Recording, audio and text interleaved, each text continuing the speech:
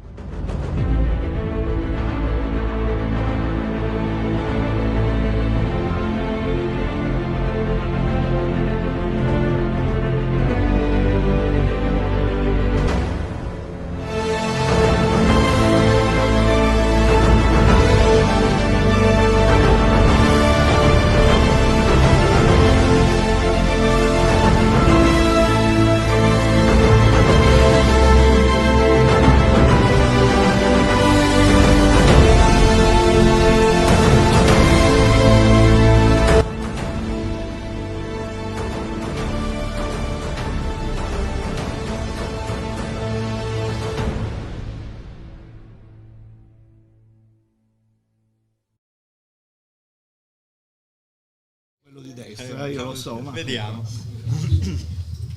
Intanto buonasera a tutti i presenti e grazie di cuore. Questo è un libro che mi ha entusiasmato, ma ne parleremo tra un pochino.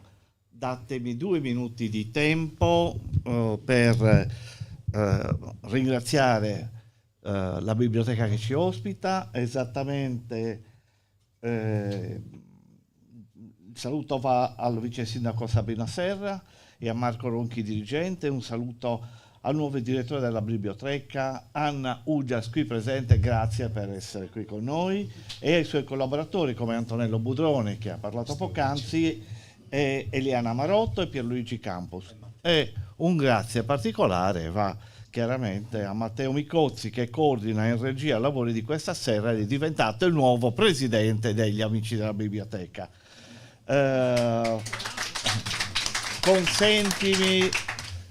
Consentitemi anche di salutare coloro che ci seguiranno in streaming sul canale YouTube della biblioteca e ringraziare alcuni dei miei ex studenti del Panedda, del Serale, del Panedda di Olbia e i suoi accompagnatori, grandissimi docenti. Un piacere rivedervi. Bentornato Lecis, bentornato. Mi sono spaventato quando ho visto il tuo libro di 480 pagine da leggere, ma ti devo dire l'ho divorato. È stata anche per me un modo di capire meglio che cosa è stata la rivoluzione sarda. Te lo dico perché questo nuovo libro, tagliato in tanti capitoli abbastanza ristretti, danno l'opportunità di riflettere riga su riga e pagina su pagina. Ormai non ti faccio la presentazione perché ormai molti dei presenti ti conoscono, grande giornalista, appassionato scrittore di libri che riguardano la Sardegna, grandi romanzi ti devo dire, e sono queste cose che in realtà affascinano. Questa storia della rivoluzione sarda è stata segnata non decisamente forte sui nostri libri di scuola, e me ne pento e mi dispiace, perché una parte della storia che andrebbe davvero, davvero letta con passione e studiata con passione. Ci sono, come al solito, il tuo libro attraversa un triennio rivoluzionario che va dal 1793 al 1796, all'interno dei quali, come al solito, ci sono dei personaggi di fantasia e che si intrecciano con vicende principali di personaggi realmente vissuti, storici. Non solo Gian Maria Joyce, ma anche Gioacchino Mundula, Michele Obino e tanti altri che davvero la rivoluzione l'hanno fatta. Ti faccio la prima domanda. Allora, possiamo dire che storia, invenzione e narrativa possono convivere senza distorcere la realtà? Allora, tanto anch'io proprio rapidamente ringrazio la biblioteca, tutto il suo staff, i suoi dirigenti e staff per questo invito, l'ennesimo direi. Sono molto contento e orgoglioso di venire qui, e poi Gianni, che ormai da anni facciamo coppia fissa nell'analisi di aspetti letterari e storici. In realtà che riguardano... io sono innamorato di mia moglie, ve lo dico adesso. Notoriamente. Perché... E quindi grazie davvero. Allora, siccome penso che Gianni voglia mettermi nell'angolo, insistere, allora siccome so che qualche domanda ce l'ha in testa, io rispondo proprio rapidamente. Com'era la domanda? No, scherzo. E allora, l'invenzione narrativa non serve solo a colmare con l'immaginazione i vuoti documentari, qui ne abbiamo pochi di vuoti documentari, la massa documentaria è enorme, è smisurata, poco conosciuta, ma serve il romanzo storico a creare una atmosfera di un periodo. Il lettore deve essere condotto per mano, letteralmente, pagina dopo pagina, capitolo dopo capitolo, a innamorarsi degli avvenimenti, a innamorarsi dei personaggi storici, a immedesimarsi in certe situazioni e a capire quel periodo tramite non solo le cose accadute, ma i personaggi di fantasia che nel romanzo sono numerosi. Allora, Vindice, facciamo così. Partiamo da una osservazione di ciò che succede alla fine del Settecento in Europa, in Italia e in Sardegna. Sì. E poi entriamo piano piano nelle vicende che sì. Colpiscono maggiormente. Guarda, qui sì.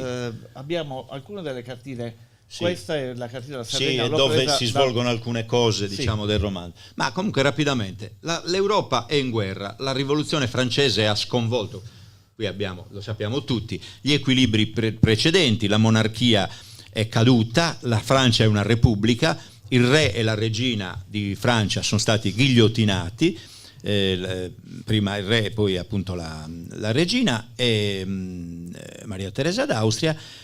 I paesi europei, tutte monarchie assolute, dichiarano di fatto guerra alla Francia, e la Francia non si fa, non perde tempo nell'attaccare alcuni paesi, per esempio come l'Olanda. Praticamente la Francia è circondata da stati assoluti, la Spagna, la Gran Bretagna, il Regno Unito, come si dice, la Prussia, poco più in là c'è la Russia, e tutti questi paesi si coalizzeranno più volte per cercare di stroncare non solo le mire comunque espansionistiche della Francia, ma le idee seminate dalla rivoluzione francese e che arrivavano pian pianino ovunque, anche in Sardegna. Poco prima dell'attacco francese alla Sardegna nel gennaio del 93 era insorta la Savoia, che apparteneva al Piemonte, e i francesi erano entrati, quindi la Savoia, la stessa Nizza, l'Olanda, diciamo quella che noi oggi chiamiamo Olanda, i Paesi Bassi. La Francia ha uno sviluppo impetuoso di guerra per portare l'idea della rivoluzione, ma anche per estendere la propria influenza, naturalmente. C'è da dire che in Francia gli stessi capi rivoluzionari erano divisi, perché per esempio un grande capo rivoluzionario come Robespierre non voleva la guerra, perché diceva rafforziamo l'idea della rivoluzione dentro, mentre la parte più affaristica, moderata, come i girondini di Brissot e lo stesso Danton, che pure ha avuto un grande ruolo, erano per portare la guerra ovunque, apparentemente a portare la rivoluzione, ma anche per fare gli comodi della Francia. Bene, entriamo un pochino nel romanzo senza molto dover... dopo, ma comunque ha un senso. Qui rappresenta, certo. Questo viene molto dopo, ma rappresenta un attimino che esatto. cos'era la rivoluzione francese, esatto. Chi ha partecipato poi esatto. all'interno della rivoluzione francese. Allora, truppe francesi arrivano in Sardegna, sì. esattamente nell'isola di San Pietro, a Cagliari, a Maddalena. Ma realmente che cosa succede? Sì, allora i francesi avevano i servizi segreti francesi e i pochi giacobini presenti in Sardegna, anche lo stesso console che stava in Sardegna, avevano fatto forse delle relazioni troppo ottimistiche sull'odio viscerale dei sardi verso i piemontesi, il che era vero. Non è un caso, solo un anno dopo i piemontesi verranno messi a cavallo dell'asino e poi sulle barche mandati via. Però cosa succede? Che portare la rivoluzione sulla punta delle baionette non sempre viene accettato. I sardi non sapevano nulla, solo per dire, la Savoia quando cade, che il Piemonte fosse in guerra con la Francia, i sardi non lo sapevano nemmeno, lo sapeva il viceré che lo tiene nascosto. Quindi di fatto i francesi arrivano sperando in una sollevazione popolare. Questa sollevazione non c'è perché in quel preciso momento si crea una strana alleanza tra i vassalli ricchi e poveri, l'alto clero, la nobiltà sarda e i piemontesi che avevano l'esercito qui in Sardegna. Una sacra unione che era contro le idee della rivoluzione francese. Ci sono dei libelli del periodo che accusavano i francesi di mangiarsi i bambini, di bruciare le chiese, di voler togliere la proprietà, perché poi era quello. Si crea questa unione, gli stessi sardi, diciamo così, aiutano i vecchi nemici, perché con i piemontesi non c'era un buon rapporto effettivamente, con la speranza di poter, cacciati i francesi, chiedere qualcosa in cambio subito dopo. Che cosa accade? Rapidamente il corpo di spedizione francese, male armato, disorganizzato, una flotta importante che arriva con ritardo, divisa, arriva nel Golfo di Cagliari. Questo è un dipinto quasi d'epoca, peccato che è sfocato, però comunque quella è una parte dell'armata francese che bombarda Cagliari. Siamo nel febbraio del 1793. Nel frattempo però i francesi avevano già occupato Sant'Antioco e San Pietro, addirittura San Pietro aveva accolto come liberatori i francesi, perché non tutti i sardi erano legati a doppio filo, e appunto a San Pietro l'isola cambia nome e si chiamerà per 6 mesi l'Île della... Chi è che fa francese? L'Île della Liberté, l'isola della libertà, grazie a un rivoluzionario italiano di nome Filippo Buonarroti, parente del più famoso Michelangelo. Addirittura si costituisce una costituzione di tipo francese, e per un po' di mesi, diciamo così, c'è un lembo rivoluzionario in Sardegna. Però per il resto, vedete, la flotta, un pezzo di flotta sta nel Golfo di Palmas e l'altro pezzo, il più importante, quando si riunisce a Cagliari. Possiamo anche tornare indietro a vedere la cosa. Ecco, no, anche questa, ecco. Vedete, qua abbiamo la parte finale. A sinistra il bombardamento su Cagliari che dura giorni e vengono scagliate, secondo gli storici, 50-60 mila palle e granate. Le granate esplodevano, le palle bucavano i tetti, ma nessun danno. Praticamente Cagliari risulta indenne quasi da questo bombardamento pedestre, diciamo così. L'altra armata l'altra parte prepara lo sbarco che avverrà lì dove c'è lo stagno, dove c'è Quartu, non so, si chiama, mi pare... come? Sì, esatto, Margine Rosso, la Capitana, eccetera, quella zona lì, e sbarca un corpo di spedizione di 4-5 mila uomini, corsi e marsigliesi in particolare, con molte donne anche che combattevano vestite da uomo, perché la rivoluzione francese era stata fatta anche da molte donne. La disorganizzazione è tale che una notte, perché poi l'attacco dura pochi giorni, verso già a Monte Urpinu, già passato lo stagno, i francesi si sparano inavvertitamente tra di loro, un'avanguardia che tornava indietro con un reparto che andava avanti.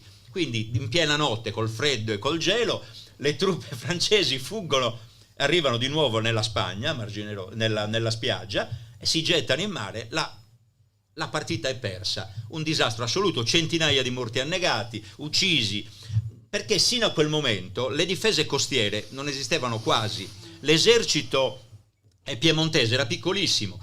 Per difendere la Sardegna, la nobiltà e il clero decidono di investire una cifra importante per l'epoca insieme agli stamenti, cioè che il Parlamento ha autoconvocato e che i piemontesi avevano di fatto eliminato dopo il lungo periodo spagnolo, che pure ogni 10 anni ti faceva convocare il Parlamento. a difendere la Sardegna rimangono migliaia e migliaia di miliziani sardi, chiamati paese per paese, in particolare sino al Nuorese, diciamo pochi dal Sassarese in giù, migliaia e migliaia che vengono inquadrati in battaglioni e che combattono abbastanza valorosamente contro i francesi che erano sbarcati.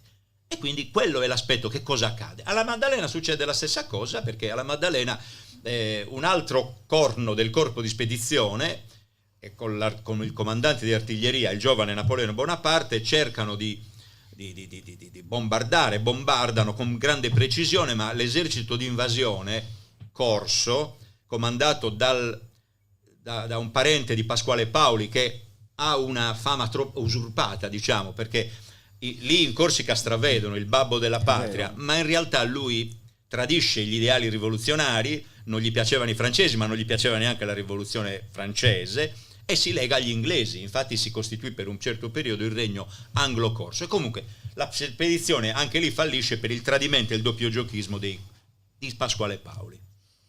Tra parentesi, è capitale corte al periodo Esatto. in cui c'era Paoli.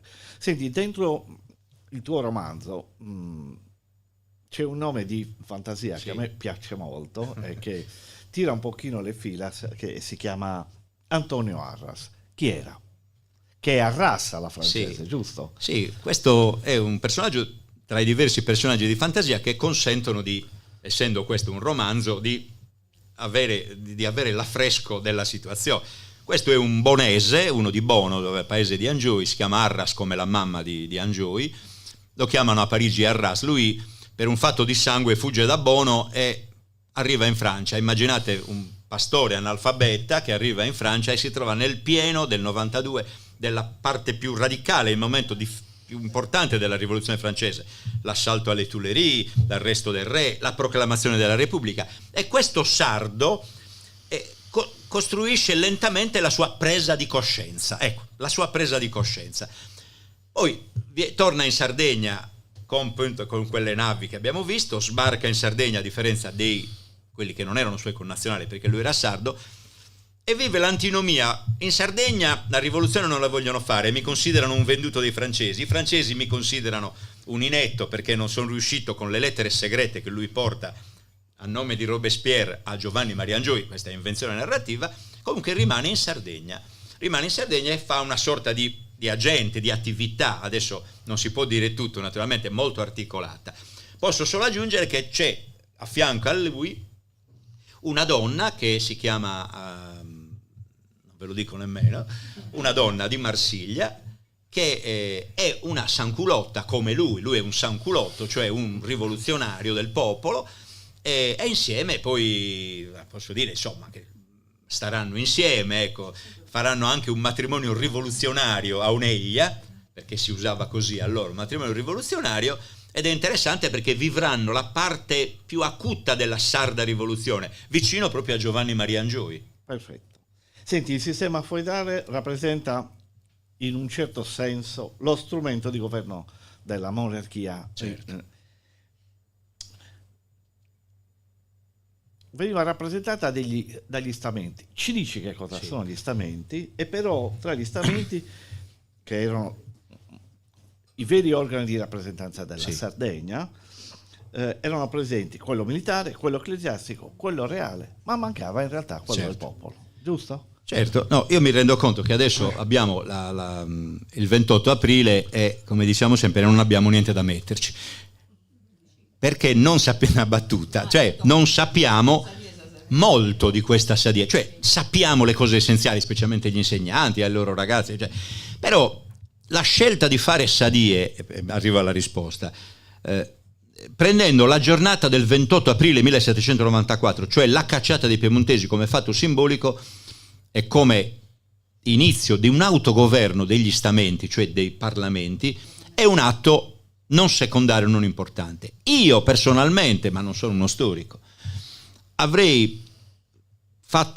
potevo anche scegliere il 28, ma deve essere un'occasione per parlare di tutto il triennio rivoluzionario, perché non possiamo focalizzarci soltanto alla vicenda della cacciata dei piemontesi, che è un fatto quasi identitario che ci lava la coscienza, ma quella cacciata dei piemontesi, arroganti e prepotenti come venivano chiamati, e che ci chiamavano noi asini, molenti ci chiamavano, c'erano delle canzonette che giravano, tiri lì, tiri là, noi piemontesi restiamo qua, tiri lì, noi piemontesi restiamo qui. Ma non era solo questo fa parte quasi del folklore.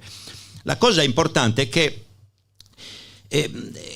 la monarchia sabauda in Sardegna, di fatto, anche se con posizioni differenti, si basava sul sistema economico feudale, e il feudalesimo aveva ragione di essere soltanto in un sistema assoluto come quello dei Savoia.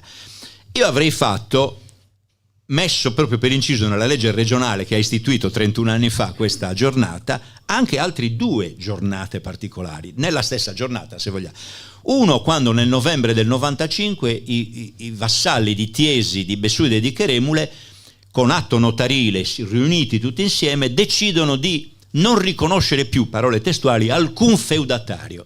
Ora immaginiamoci la potenza evocativa dell'abolire il feudalesimo nei loro territori, essendo pronti questi vassalli, che erano braccianti ma erano anche la piccola nobiltà rurale, a rifondere economicamente il feudatario. Cito solo 2 nomi di feudatari, il duca dell'Asinara e il conte Ledà, appunto di Ittiri, che sono personaggi potentissimi all'epoca, ricchissimi, potentissimi e feroci. E quella è la prima data, che secondo me è quella rappresentativa della fase più radicale della sarda rivoluzione. E l'altra data è l'assedio nel dicembre, proprio alla fine dell'anno del 95, un mese dopo le vicende di Tiesi, l'assedio da parte di un esercito contadino della città di Sassari, che era diventata il rifugio dei feudatari del Logudoro. Quindi estremamente importante questa data, anche perché l'assedio si conclude in un giorno. E poi Gioacchino Mundula, repubblicano sassarese, insieme a Francesco Cilocco, arresteranno con tanto di fascia rossa l'arcivescovo della Torre e il governatore Santuccio. Cioè si iniziava a mettere le mani a una fase più radicale. È lì che si crea anche la spaccatura dentro il movimento dei novatori. Non mi sento di definirlo del tutto rivoluzionario, ma dei novatori. Senti, nel tuo romanzo, l'azione di movimento antifeudale, questo è Ittiri Eure, questo è bellissimo. Prende via di 2 personaggi, questi sono tutti scritti autentici. Sì, questo è il documento dell'Archivio di Stato del faldone notarile.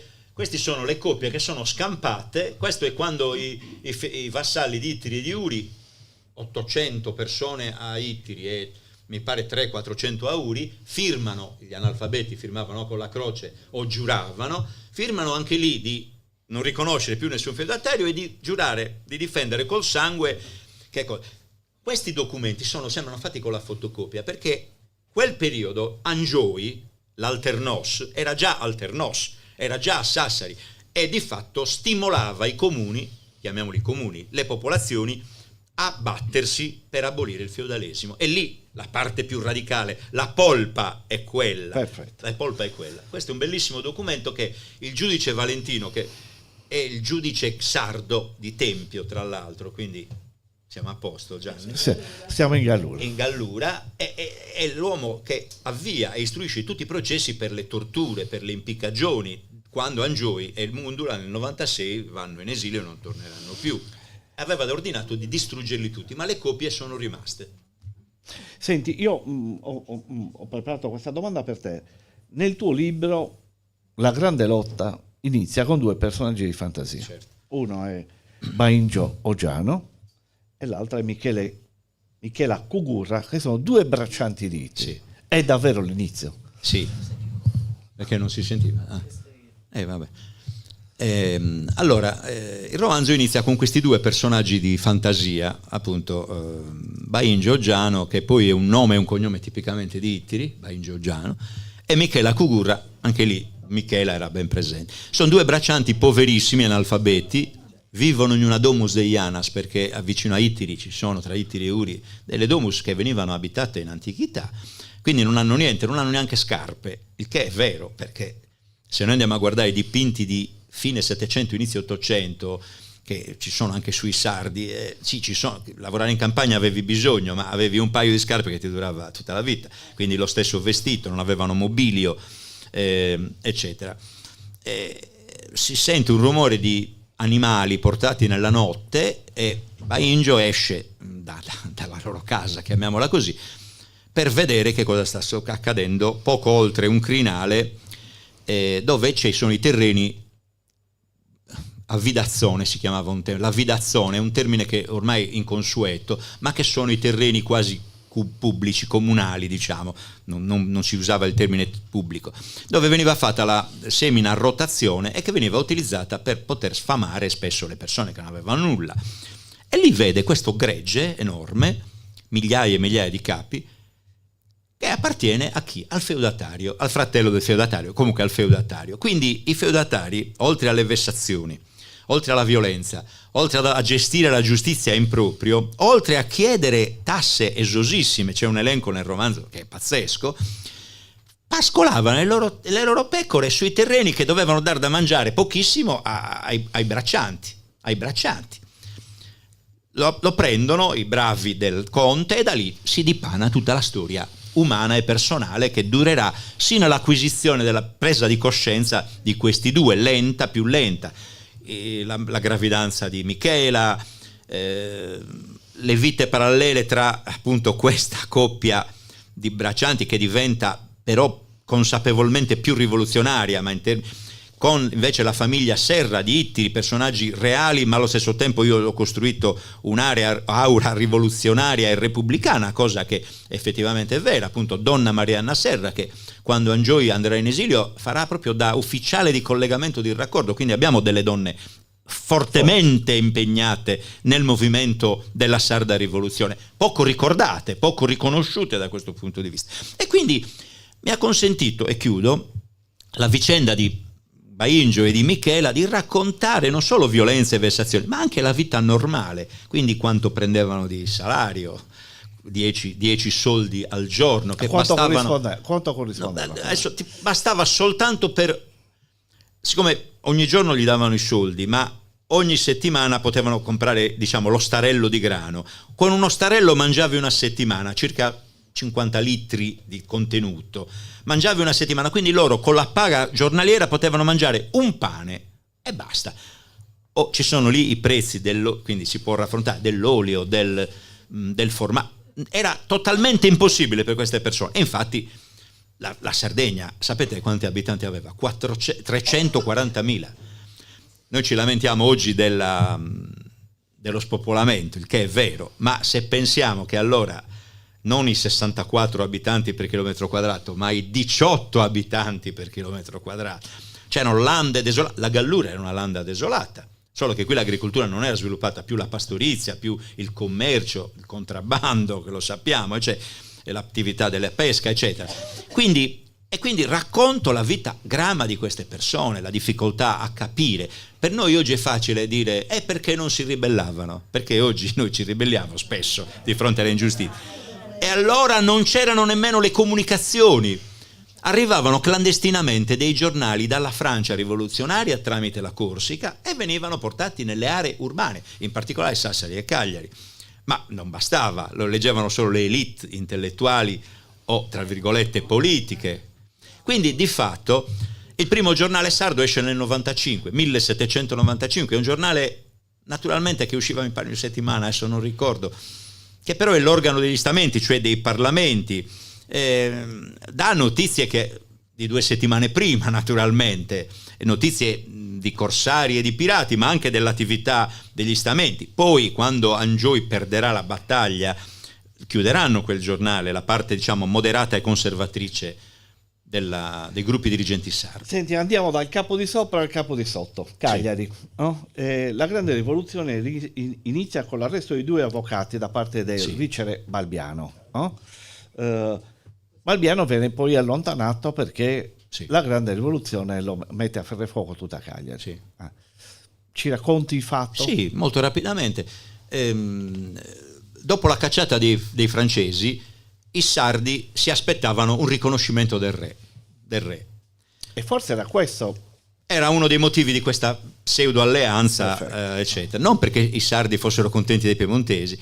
E invece il re e il viceré attuano una politica dilatoria, e alle famose 5 domande che vengono portate dal re, addirittura la delegazione sarda, che è formata da 2 rappresentanti per stamento, mi pare che stia 4 mesi in attesa, in anticamera. Cioè, nel senso che sono stati su in Piemonte, stavano a Torino, chiedere e non li riceveva, aspetta un attimo, un attimino, eccetera. Quindi immaginiamo il declino. Poi il re decide di dire no a tutto, praticamente a tutto, e dà la risposta non alla delegazione ma direttamente al viceré che stava a Cagliari. Quindi uno smacco totale. Quando questa delegazione rientra, e chiaramente l'irritazione è tanta. Una delle cose che avevano dato, una dote venivano chiamate nei documenti ufficiali, oggi non si poteva, per 10 zitelle di Cagliari, qualche soldo qui, qualche vestitino lì, ma in realtà ciò che veniva chiesto, che già era una piattaforma arretrata, non viene dato. Per esempio gli impieghi vuol dire il lavoro di alto livello ai sardi, quindi gli incarichi, eccetera. Quindi da lì inizia il problema. Gli stamenti, questo è il passaggio fondamentale, gli stamenti che già erano convocati da quando arrivano i francesi, quindi già da un anno, e non si sono sciolti, il re chiede che si sciolgano, che chiudano le loro riunioni, e da lì inizia che, vista l'atteggiamento dei sardi che avevano odorato un po' di aria di autogoverno leggerissimo, attenzione, nessuno metteva in discussione l'autorità del re, per esempio, allora c'è un tentativo di usare la mano pesante, non i celerini dell'epoca, e quindi i dragoni vanno ad arrestare 2 noti avvocati, in particolare l'avvocato Cabras a Stampace. È un atto del tutto sconsiderato, perché cosa succede? Che appunto vengono arrestati questi 2 avvocati e immediatamente c'è una reazione popolare proprio. La reazione parte quella di prima, la reazione, ma molto rapidamente, parte alla sinistra dove c'è il quartiere di Stampace, perché a destra c'è Villanova, no? Questo è il quartiere di Castello, che era il cuore. Vedete, non è che non fosse difeso Cagliari, però gli artigiani, il popolo di Cagliari, proprio il popolo anche minuto, in particolare poi gli artigiani, eccetera, guidati di fatto da quella borghesia cittadina che stava crescendo, insomma, alla fine, in una stessa giornata, quindi il 28 aprile, riescono ad avere ragione di 1500 uomini dell'esercito piemontese, che era in gran parte formato da mercenari svizzeri e tedeschi, e il viceré viene arrestato. Quindi si troveranno la cronaca, ma anche la parte di fantasia, Angioy che parla con lui. Il viceré viene arrestato, vengono arrestati tutti, anche gli aguzzini, eccetera, e al 7 di maggio non c'era più un piemontese, se non l'arcivescovo Melano, nel territorio della Sardegna. Quindi anche da Sassari, dove c'era un contingente di funzionari e di militari. Quindi di fatto è una... Allora, la domanda è: chi comandava allora? Non c'era più nessuno. Comanda la Reale Udienza. Chi c'era nella Reale Udienza? Tra i magistrati, che ormai erano tutti sardi, c'era Giovanni Maria Angioy, che assume da lì, inizia ad avere un ruolo importantissimo. Perfetto. Capo di Sopra, città di Sassari. Un ruolo importante nel triennio lo ebbe sicuramente Gioacchino Mundola, sì. Avvocato. Sì. Chi era? Sì, Gioacchino Mundola è un avvocato ricco, facoltoso, che a me è piaciuto molto. È noto chiaramente, non è la storia, però mentre Angioy era il capo riconosciuto e quindi lo ricordiamo continuamente, Mundola al massimo viene ricordato a Sassari e nemmeno tanto. Eppure pure Gioacchino Mundola era il rappresentante della parte più radicale della rivoluzione, perché era l'uomo repubblicano. Definirsi repubblicano allora non era facile. La monarchia non era messa in discussione se non da minoranze esigue, tra cui quella sua. Quando arrivano i francesi nel 93, lui si schiera apertamente per i francesi e lo arrestano, e quindi passa dei mesi in carcere. Però, siccome era ricco, facoltoso e aveva un suo partito, chiamiamolo così, nella città, fa un'azione di propaganda e di agitazione politica importantissima, quindi riesce a far costituire dal Consiglio Comunitativo, sull'esempio di Cagliari, un corpo militare armato, diciamo, di barracelli di città, che venivano chiamati cacciatori, che di fatto sono armati, e Enrico Costa dice metteva da parte le armi per la rivoluzione, e così via. La storia di Mundola è una storia anche triste, perché poi lui rientra a Sassari, la riconquista, diventa anche sindaco, perché è il primo sindaco, diciamo così, repubblicano che abbiamo. Nel brevissimo periodo che Angioi che intercorre dalla partenza di Angioi nel giugno del 96 da Sassari per andare a Cagliari, ma viene fermato a Oristano. Lui gestisce le cose cittadine per pochi giorni fino alla fuga di Angioi, e poi insieme a un gruppo ristretto partiranno poi per l'esilio. Tutti e due moriranno fuori, Angioi a Parigi e Mundula, c'è chi dice a Genova, c'è chi dice a Parigi, c'è una discussione sul tema, ma comunque è secondario questo. Muoiono tutti e due in esilio. E la repressione nel frattempo stava iniziando. Angioi e Mundula, finché sono stati in vita, hanno cercato in tutti i modi di costruire le condizioni per ritornare in Sardegna e riconquistarla e fare una repubblica sarda federata con la sorella francese, diceva. Allora, ritorniamo invece al capo di sotto, Cagliari. Balbiano, andato via, sì. Arriva il nuovo viceré, sì. Che è Vivalda, sì. E nomina in questo caso Angioi, non si sa se per mandarlo su a Capo di Nord e toglierlo da Cagliari perché dava fastidio. Angioi viene inviato praticamente a Sassari. Viene accolto trionfalmente, devo dire, dai sassaresi e dai... L'ingresso. Sì, ho due foto, avevo messo due foto qua. Sì. Questo è il duca dell'Asinara con la sua... Tremendo duca. Terribile. Terribile. Eccolo qua. Qui è una parte. Questo è il 28 febbraio del 96. Questo, siccome non abbiamo dipinti di Mundula, questo dovrebbe essere Gioacchino Mundula, ma è forse Sciutti, il pittore che ha fatto, non è detto.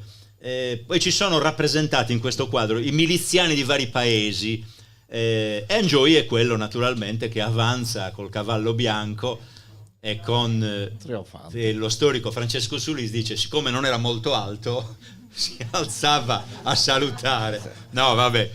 E Angioi lì ha il ruolo vicereggio, perché l'alternos è un vicario. Lui arriva, non so se la puoi ripicciolire, no? Là? No, non è la porta, non si vede, è tagliata la foto. A destra c'è la scalinata del Duomo con tutto il capitolo, quello è il Duomo di San Nicola, la cattedrale. Forse nell'altro. Ah, vabbè, non è importante. Il Duomo allora era circondato da una piccola cinta muraria, che è questa, con una porta d'ingresso, ma era un problema di sicurezza, non di cosa. E lì a fianco lo stanno aspettando, che non si vede purtroppo, tutto il capitolo arcivescovile. L'arcivescovo, ricordatevi, è prigioniero. L'arcivescovo è stato mandato a Cagliari e non... Quindi c'è il capitolo che lo aspetta per intonare il Te Deum. Il Te Deum poteva essere suonato solo col re e col viceré, e quindi Angioi aveva queste stimmate viceregie. E loro pensavano, per rispondere a Gianni, di farlo fuori. Effettivamente la parte moderata degli stamenti, compreso il viceré, decidevano: ci facciamo fuori questo e diamo a questo sommovimento, a questa emozione popolare, come veniva chiamata, un taglio più conservatore, più moderato, più realista. Lui invece, con Mundula e altri, avevano già delle idee più radicali. Avete visto quei documenti di Unione di Concordia, già stavano maturando, ma continueranno, addirittura 40 centri si mettono insieme. Lui alla fine, appunto a fine di maggio, inizio di giugno, parte, no, questo è Oristano mi pare, parte per Cagliari, ma verrà fermato a Oristano dalle truppe regolari, viene rimosso dall'incarico di Alternos perché lui chiede la mediazione della Francia. Quindi, allora, se posso dire una cosa proprio tecnica, la puoi dire. No, noi scriviamo il romanzo storico, abbiamo detto a cosa serve: l'atmosfera, la comprensione, qualche dubbio, il divertimento e quello eccetera eccetera. Però le domande rimangono. Molte persone si pongono delle domande. Perché i sardi hanno detto di no ai francesi? Perché Angioi ha accettato di andare a Sassari sapendo che l'avrebbero fatto fuori? Perché non emerge con chiarezza che Angioi era già in contatto con ambienti francesi, come lui poi svela più o meno nel 99 già in Francia? Ci sono una serie di domande che non si deve fare la storia appunto con i se e con i ma, però bisogna porseli questi problemi, interrogarsi. Il romanzo storico forse è lo strumento migliore per stimolare delle conoscenze anche tra i più giovani.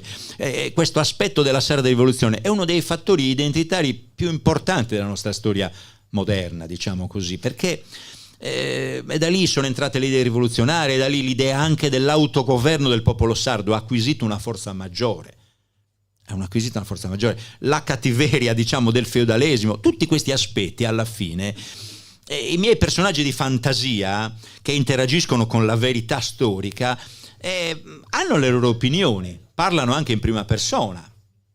Sì, 2500 uomini vennero inviati da Cagliari proprio per fermare Angioy. La mia domanda, ma ha combattuto e ha conquistato tutto il Meilogo, perché poi così è stato un mediatore straordinario, no? Ha divulgato norme e regole che i paesi vicini hanno fatto proprie, riesce ad arrivare fino ad Oristano, ormai era fatta 100 km per arrivare a Cagliari e riunire di nuovo tutta l'isola. C'è stato poi una sorta di tradimento, una fuga generale, e da lì poi devo dire la fuga di Angioy e di Mundula verso la Francia.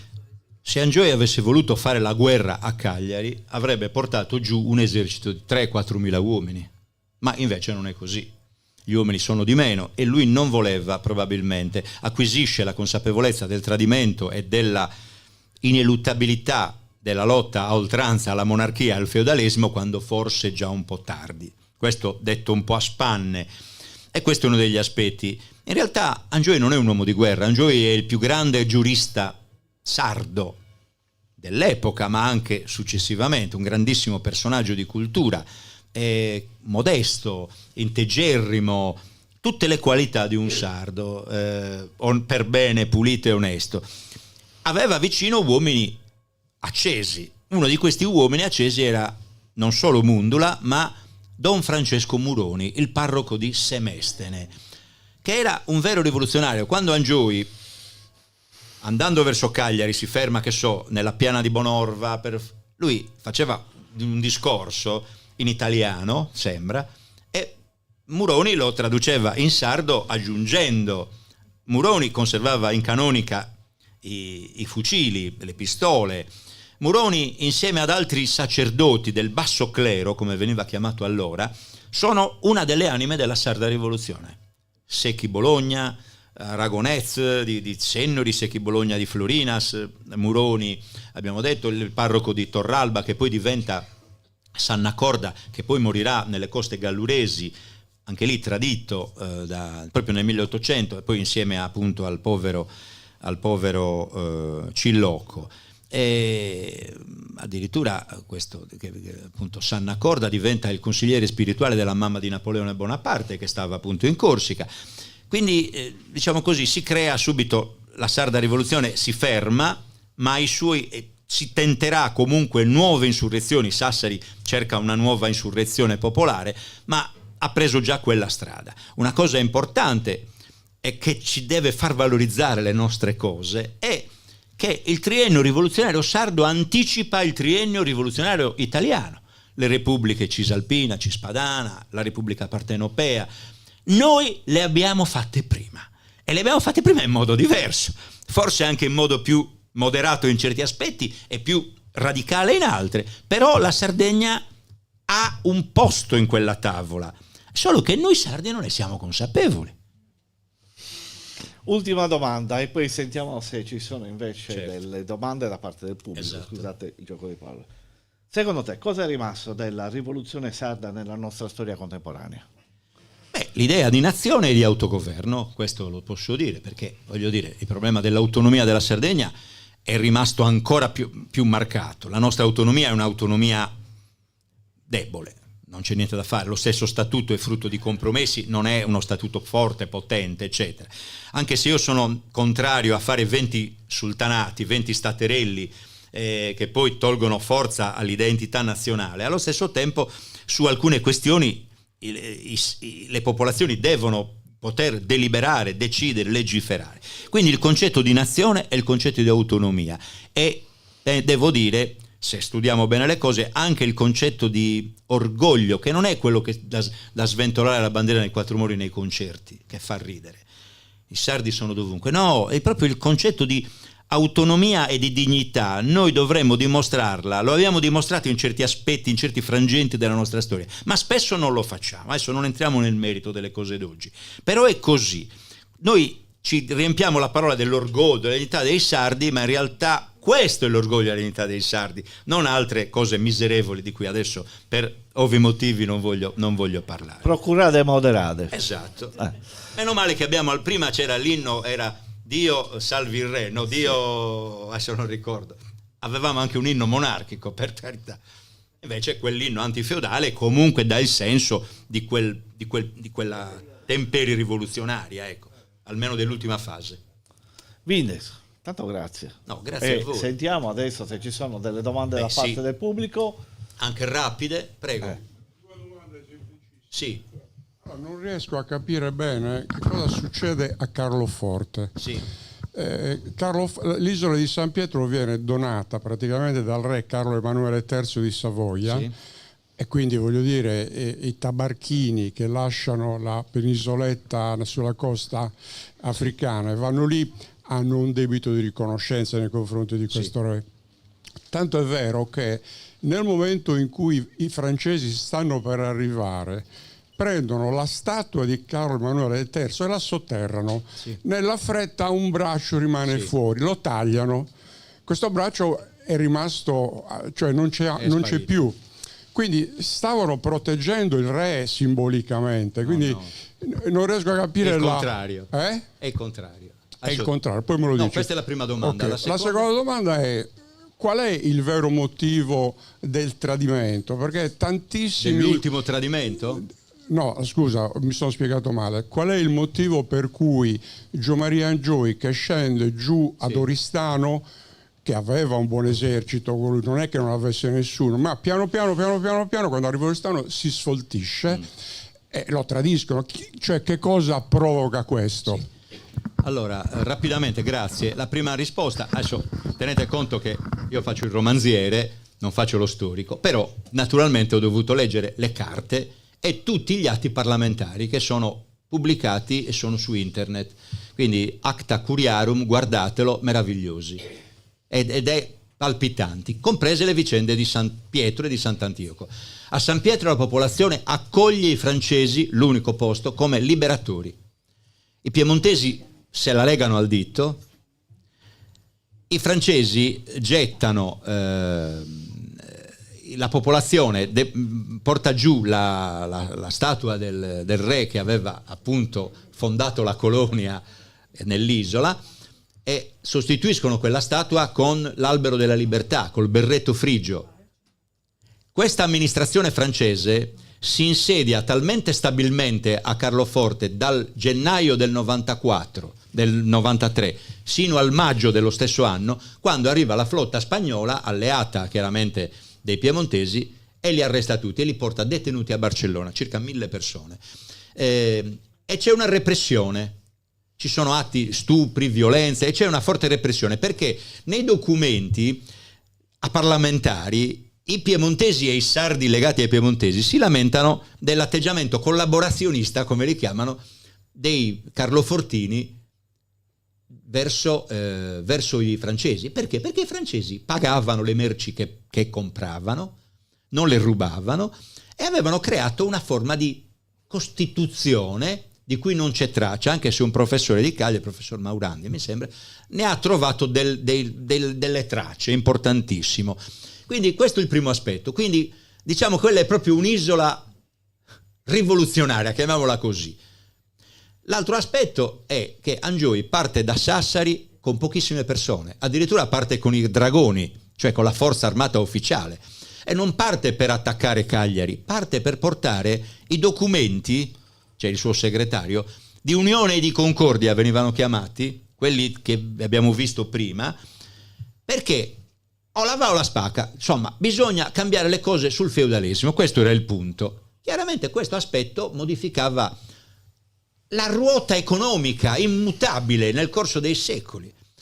E lui non va con un esercito, si ingrossa il suo seguito, quello sì, perché si capisce che una parte vuole fare un colpo di mano, ma quando arriva Oristano, adesso non so dire quanti fossero, ma forse 400, adesso dico così, ma l'esercito che gli si spara davanti di miliziani 2500. sardi, 2500 persone con l'artiglieria gli si pianzano davanti, c'è una scaramuccia, qualche morto, arresti eccetera e poi via. Lui aveva già avuto una prima avvisaglia quando a Macomer un gruppo filo-feudale spara contro questa marcia, diciamo così, poi viene sbaragliata subito. Questo è l'aspetto, questo è quello che si sa. Questo è quello che si sa. Il tradimento c'era, ma era da Cagliari, perché quelli che noi oggi chiamiamo moderati e che vengono chiamati moderati, cioè la parte meno avanzata del movimento dei innovatori, decide di voltare totalmente le spalle alle idee rivoluzionarie di Angioi, Mundula, Cilloco e compagnia e altri, e lì c'è lo scontro finale.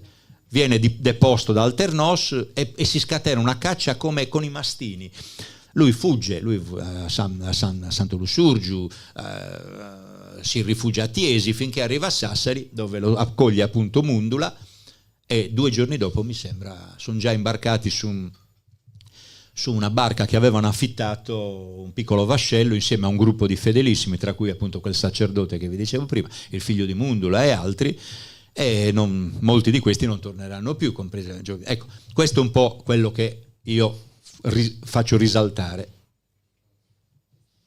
Ci sono altre domande? Sì, qualche altra, dai, prima di chiudere. Domande anche rapide, anche la parte narrativa, ne abbiamo parlato molto della parte storica, va bene, anche perché fra pochi giorni forse se riusciamo a Bono, se riusciamo a guardare quella data meritoria, perché almeno ci fa riflettere sul tema, anche se la sarda rivoluzione non è solo quello, però se riusciamo a toglierci qualche dubbio tra di noi, io non ho la verità in tasca, però diciamo la lettura dei documenti è molto interessante. Prego, Angioi, Michele. Si chiama Angioi, attenzione. Buonasera a tutti, sì, Angioi. Con la I. Sì, con la I, non con la I. Sì. Volevo chiedere, magari potete rispondermi, come mai la Francia non ha disposto più forze per questa liberazione della Sardegna di gestione feudale? Tu l'hai chiamata, ciao Michele, grazie, tu l'hai chiamata liberazione, ma per molti sardi poteva essere una occupazione. E comunque 4.000 uomini armati di questo corpo di spedizione, quasi tutti provenzali di Marsiglia, anche corsi, non erano pochi. La Sardegna era difesa da 1.000-1.500 uomini, con batterie costiere ridicole, con la polvere da sparo bagnata, cioè, teoricamente con un'azione fatta bene la Sardegna cadeva in 24 ore, e invece, come dicevo prima, il corpo di spedizione male armato e male equipaggiato, non avevano addirittura da mangiare per un certo periodo, secondo i documenti. Infatti i 2 capi della spedizione, l'ammiraglio Truguet e il capitano poi contrammiraglio Latouche-Treville, vengono poi chiamati a rispondere delle loro azioni, della loro cattiva cosa. Bombardano Cagliari per giorni senza danni, cioè una cosa ridicola. Le palle cadevano su qualche tetto. Questo è Truguet, ecco, vedete. Tra l'altro la Francia rivoluzionaria aveva un problema: quasi tutti gli ammiragli e gli alti ufficiali della marina erano aristocratici ed erano o sono stati ghigliottinati oppure erano fuggiti a Londra oppure in Prussia oppure in Spagna.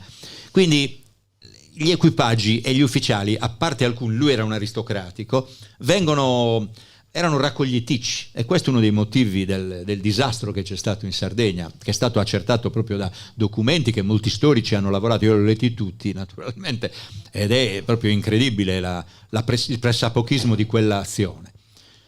In più hanno scelto anche di andare a gennaio, pieno di tempeste, maestrale, navi che si sbattevano sugli scogli, addirittura vanno a Napoli per minacciare il re di Napoli perché aveva trattato male e aveva screditato l'ambasciatore Semonville, che è l'ambasciatore in Turchia. ottengono giustizia, diciamo, per andare in Sardegna una nuova tempesta a distruggere la nave ammiraglia. Sono stati settimane, quindi una spedizione è nata malissimo. E in più hanno trovato, gli unici che hanno reagito sono proprio i miliziani sardi che hanno combattuto e hanno chiesto, però voglio dire, come dire, l'atteggiamento reattivo da parte del re e del viceré non è stato certamente positivo, perché non hanno dato quasi nulla. Senti Vince, ultimissima. Nel frattempo 23 settembre, dopo processi farsa e torture, iniziano davvero le esecuzioni capitali. Cioè il Piemonte si ribella sotto tutti gli aspetti e soffoca in realtà la grande rivoluzione. Gavino Fadda, amico di Mundolo e Angioi, viene praticamente impiccato e poi decapitato. Ne seguiranno molti altri ai primi dell'Ottocento. Ho detto prima che la Sardegna aveva 340-350.000 abitanti, Scaristi, eccetera. Quindi quando parliamo di movimento rivoluzionario dobbiamo sempre capire che stiamo parlando di un movimento che all'inizio è nella fase urbana, quindi elite intellettuali e professionali, che però utilizzano a Cagliari in particolare la base popolare per la prima volta. Poi c'è la fase del motto delle campagne, che coinvolge il Logudoro e il Meilogo in particolare, e poi c'è le vicende sassaresi che coinvolgono comunque una parte popolare. La Sardegna però è ampia, c'ha tante cose e non tutti sapevano, non tutti erano coinvolti. E infatti quando Mundula e Angioi partono con la nave, il giorno dopo già a Sassari ci sono manifestazioni di giubilo. Questo è quanto è volubile, è quello che voglio dire, oggi, ma anche allora il punto di vista, la corruzione, il do to des, eccetera, eccetera. E quindi iniziano le repressioni che sono fatte non dai piemontesi, sì, dai piemontesi, ma da gruppi dirigenti sardi. I più feroci sono questo giudice Valentino di cui ho parlato prima, di cui ho detto prima, e poi gli avvocati Pintor Sirigu, che addirittura 4 anni dopo guiderà il bombardamento a Bono, un sardo, e che attaccherà Angioi Auristano. Quindi gente con la bava alla bocca, sardi. Non è che l'idea stessa di essere sardi voglia dire essere rivoluzionario, no? È come dire, mettiamo le donne nei gangli di potere, no? Ma non è che ci sono donne e donne, perché la Lagarde e la von der Leyen, dal mio punto di vista, non mi garantiscono. Magari mi garantiva più che sono il Deiotti, ma questo è un altro ragionamento. Non vuol dire niente il genere, vuol dire parzialmente. Non è che essere sardo voleva dire essere angioiano rivoluzionario, per niente. Quindi c'erano maggioranze e minoranze che la parte però popolare era intatta, cioè in particolare la parte dei braccianti e della piccola nobiltà rurale, del basso clero nel Meilogo e nel Logudoro, rimarrà per anni una sorta di insorgenza che rimarrà forte. Anche Ittiri e Uri, quella zona del Coros, saranno continuamente attraversate da fenomeni di ribellione, i processi si protrarranno per anni. Signore, abbiamo finito. Siamo più di un'ora. Vindice, grazie. Mi ha fatto venire un po' di angoscia. No, grazie. No, chissà che invece non ci svegliamo. No, meglio. Intanto grazie per tutta la pazienza e voglio dire anche per la dedizione e la descrizione. Però baronessa tirannia. Ma non c'è. Arriverà. Se non ci sono altre domande, ci salutiamo, alla prossima. Una cosa voglio dire, grazie perché siete veramente tanta gente che mi fa veramente piacere parlare di questi temi. È molto attento e grazie per l'attenzione. Grazie Gianni. No, grazie a te per la sua consueta bravura. Ogni tanto ci rendi dotti. Queste meravigliose. Grazie.